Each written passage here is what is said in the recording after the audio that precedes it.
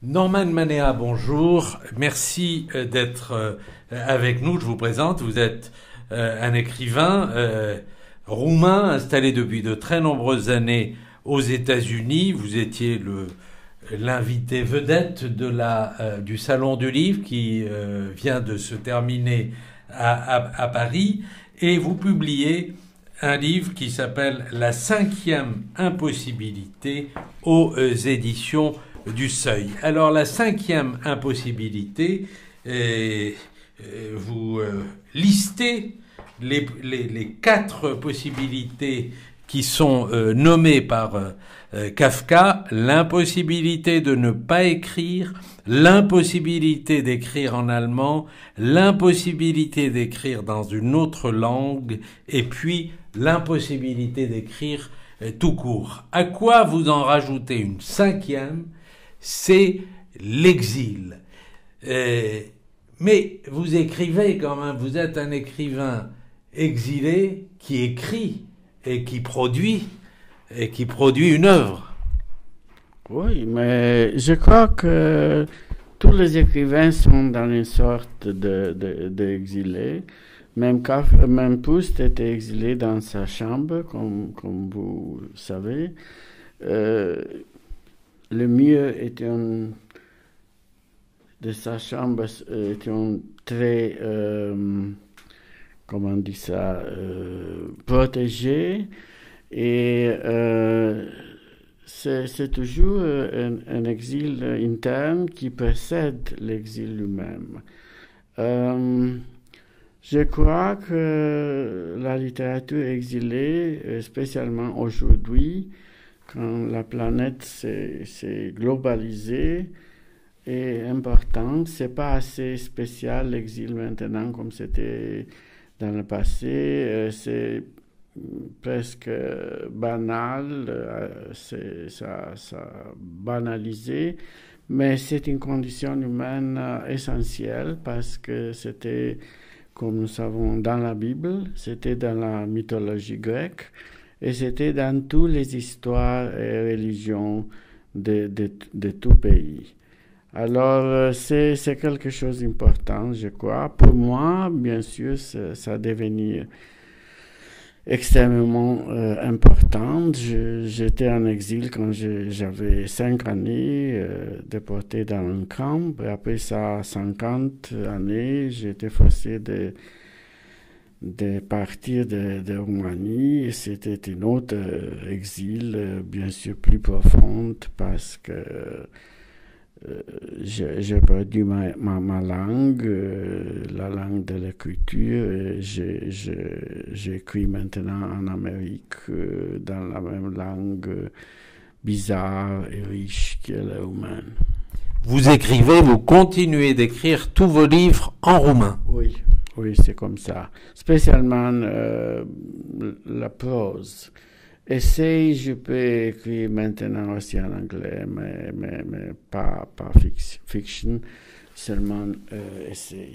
Et aussi lettres d'amour, si c'est nécessaire. Les lettres d'amour, il vous arrive d'en écrire en anglais? Oui, ça c'est possible. Avec le dictionnaire, bien sûr. Oui. Alors, il y a de nombreux portraits dans ce livre, et entre autres portraits, il y a celui de Cioran, que vous décrivez en un enfant coupable d'un siècle tragique.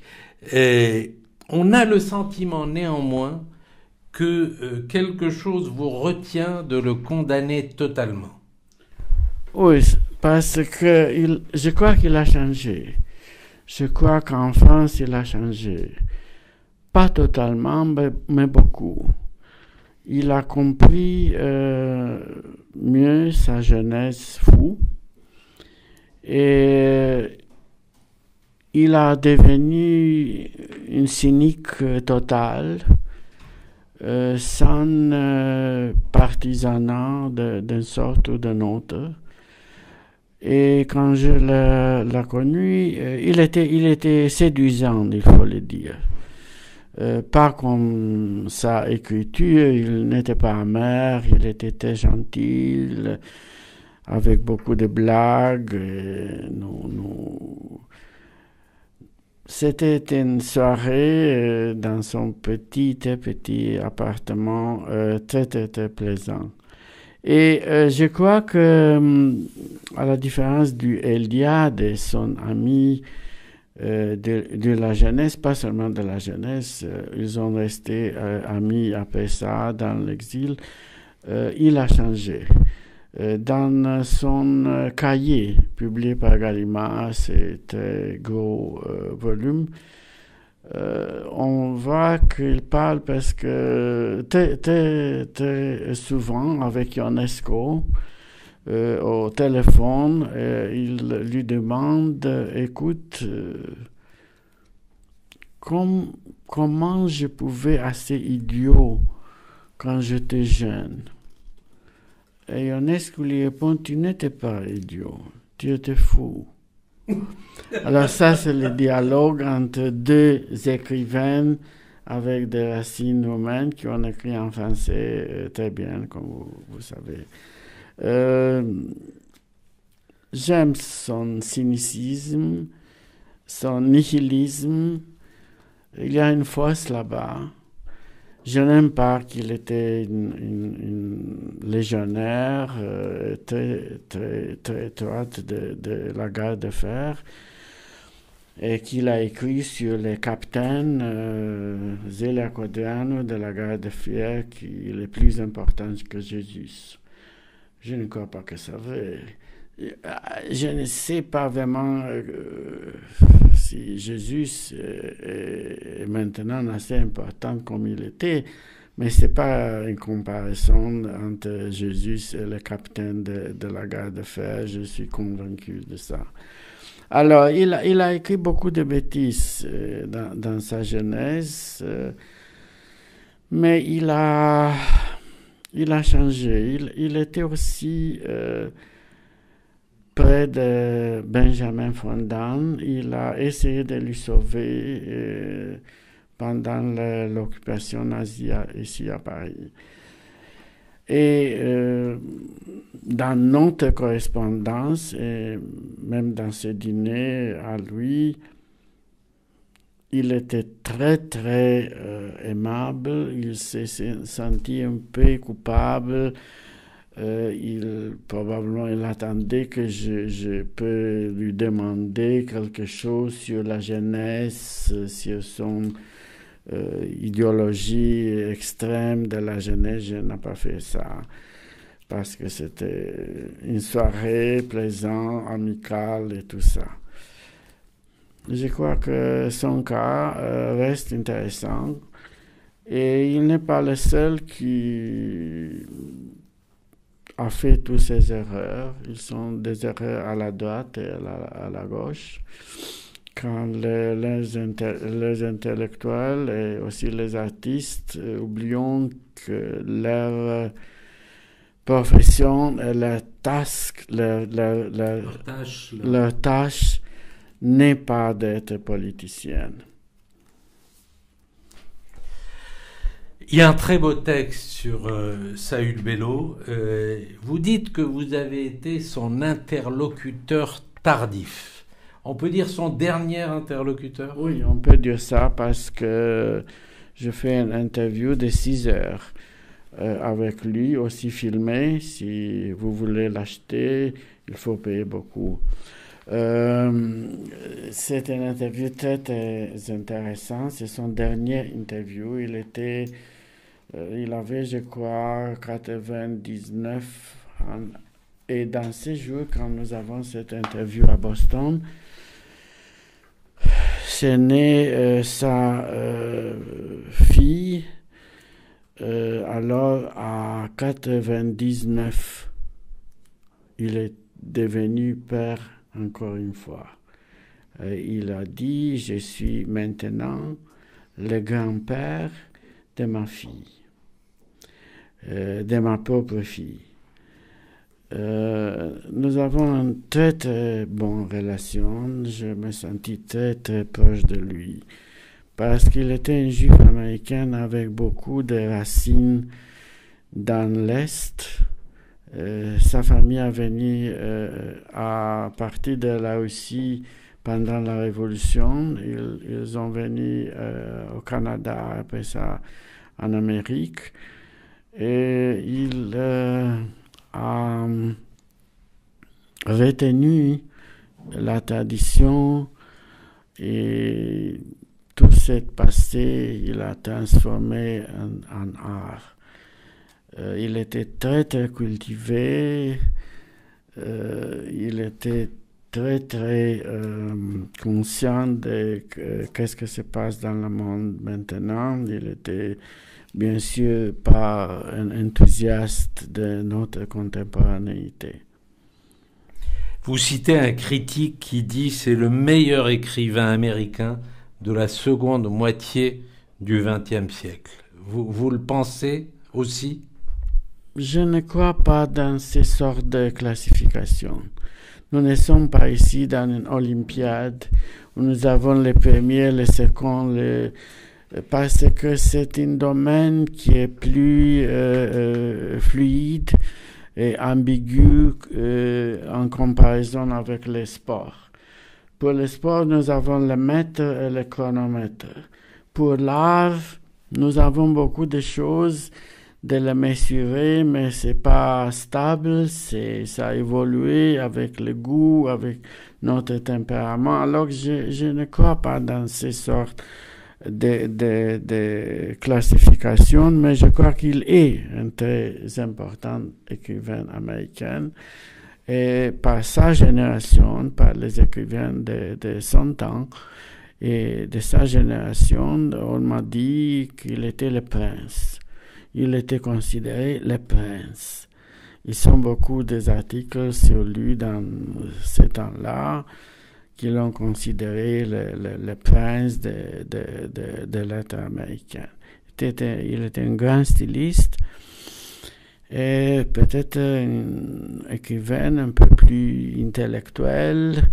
J'ai enseigné son œuvre à mon collège et en comparaison avec l'œuvre de Philippe Roth, par exemple, les gens n'ont pas vraiment goûté sa littérature parce que c'est une littérature très riche en littérature, avec des références à grands écrivains, à la littérature d'ancienne et tout ça. Alors pour la nouvelle génération, c'est pas facile. Ils ne connaissent tout ça, ils ne savent pas tout ça. Roth est plus direct, plus dynamique, c'est une sexualité plus ouverte. Alors pour les jeunes, c'est quelque chose de très très attractif. Avec Bello, c'était un plus difficile avec ces gens, avec ces étudiants, oui. Alors vous racontez les dernières années de Bello et il se trouve que vous venez d'assister aux 80 ans de Philippe Roth, vous en parliez à l'instant. Ils ont été proches tous les deux, vous avez été proches de l'un et de l'autre. Est-ce qu'on peut dire qu'ils ont été amis? À la fin. La vieillesse, comme vous savez déjà, je sais ça très bien, vient avec beaucoup d'améliorations, avec beaucoup plus de tolérance peut-être. Ils ont devenu très proches, mais dans la dernière période de Bello. Et Philippe... Vous voulez dire qu'au début, il y avait une concurrence? Philippe était plus jeune. Alors, il avait besoin d'une sorte d'accolade, d'une sorte d'encouragement de Bello. Je ne sais pas si Bello était toujours présent pour ça. Il était préoccupé avec lui-même. Mais à la fin, j'ai assisté à ça, à la période de ces dernières, je crois... presque 8 ou 10 années, ils étaient très proches. Et Roth l'aidait beaucoup dans sa vieillesse. oui. Alors on croise beaucoup d'écrivains dans ce livre, Fondane, Ionesco, Sabato, Celan, Tabouki, Bello, Kafka. Quel est celui qui a eu le plus d'influence sur vous?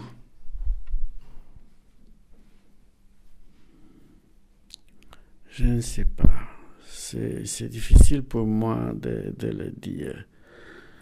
Je l'aimais tous ces écrivains, alors je ne sais pas la quantité qui reste en moi de toutes ces œuvres. Comme tempérament, je crois que je suis entre Proust et Kafka. Et si je ne serais pas dans le camp de concertation, peut-être que ma écriture était différente, plus proche de Proust que de Kafka. Mais l'absurde et la souffrance a intervenu avec une brutalité qui a changé beaucoup, qui m'a changé beaucoup. Alors, je ne sais pas qu'est-ce que c'est avec moi. Et je crois que c'est mieux de ne savoir pas très bien ça. Oui. De ne pas savoir, oui. Vous voulez dire que... Il faut correcter mon français, ma chérie. Non, votre français est très bien et en tout cas, on sent très bien ce que vous voulez dire. Vous voulez dire que vous... Le mot et la grammaire n'est pas... Je vis pour les dernières 25 années aux États-Unis et ça n'a pas vitalisé mon français. Je regrette ça, mais j'ai besoin d'un mois ou deux ici à Paris avec les belles jeunes femmes ici. Et alors mon français redevient plus expressif et plus correct. Mais chez Proust, vous dites, si je n'avais pas été... eu la vie que j'ai eue, j'aurais écrit comme Proust. Vous pensez qu'il y a une certaine innocence dans Proust? Ou une certaine légèreté? Non, je ne peux pas dire ça. Proust n'était pas frivole, il était très très profond. Sa sensibilité était extraordinaire et sa souffrance aussi. Ce besoin d'amour et d'amitié était très, très avec une sorte d'urgence dans sa vie. Je ne trouve pas légèreté dans Proust, c'est une mélancolie là-bas, c'est la profondeur, c'est aussi l'originalité littéraire. Quand il a apparu, comme vous savez probablement, Gide a dit que c'est pas grand-chose dans son écriture, mais maintenant, après beaucoup d'années, il est une classique, pas seulement de la modernité, il est une classique tout court, je crois. Je l'aime beaucoup.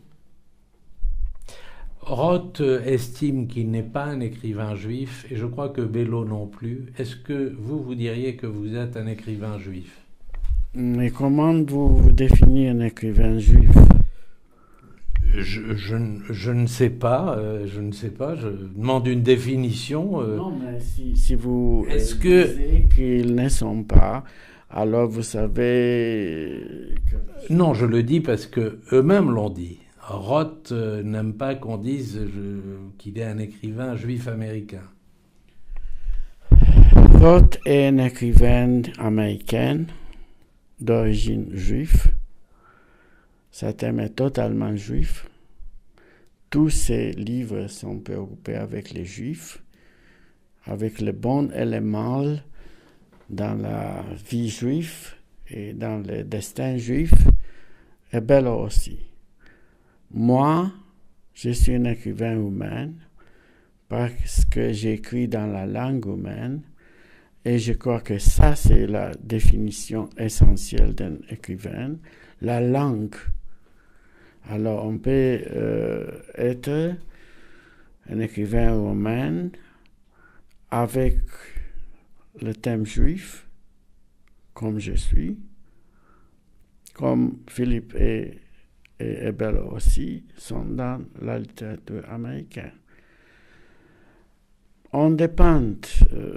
Je racontais cette histoire que c'était une anthologie en Israël il y a beaucoup d'années déjà, avec le titre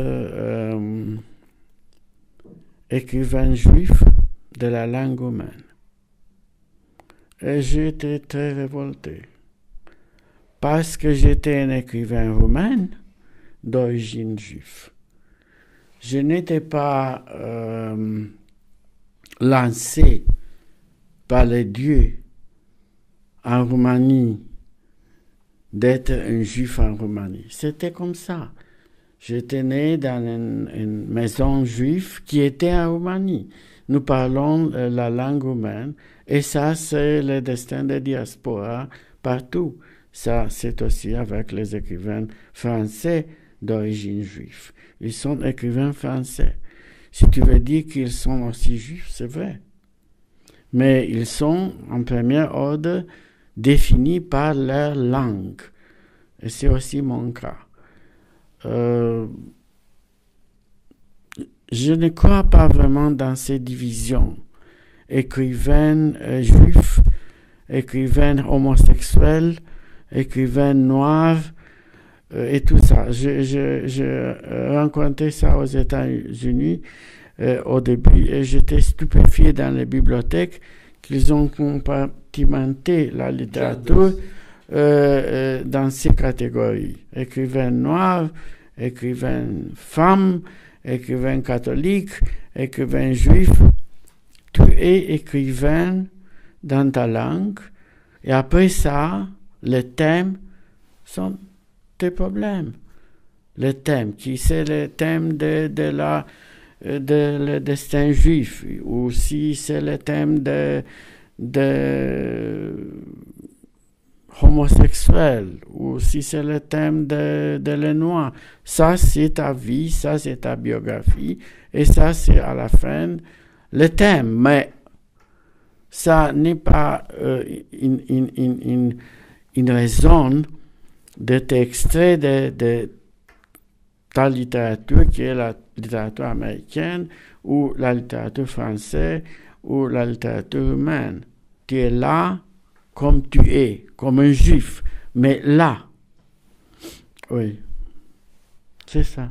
Je m'excuse. Non, il n'y a pas de raison de vous excuser, mais vous estimez que l'œuvre surgit en dehors de toute biographie. Il n'y a pas de lien avec une biographie? Oui, c'est un lien profond. En mon cas, spécialement dans les écrivains juifs qui n'ont pas une très très grande imagination. Ils ne sont pas comme les écrivains latino-américains qui ont écrit sur la grand-mère qui a 200 années et il a le cheveu vert, et tout ça, c'est presque folklorique du folklore sud-américain. Les écrivains juifs, ils sont, je crois, souvent écrivains sur leur biographie. Bien sûr, c'est pas vraiment exactement la biographie parce que c'est une invention, c'est une sorte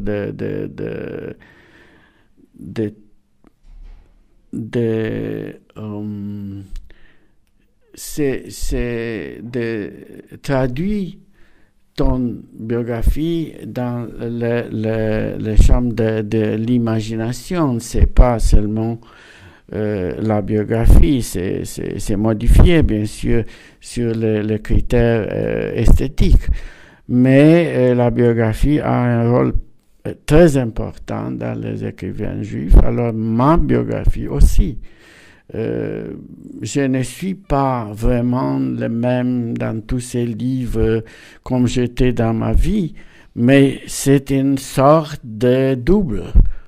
Alors, le double est aussi juif. Merci Norman Manéa. Je rappelle le titre de votre livre, La 5e impossibilité. C'est un livre qui paraît aux éditions du Seuil.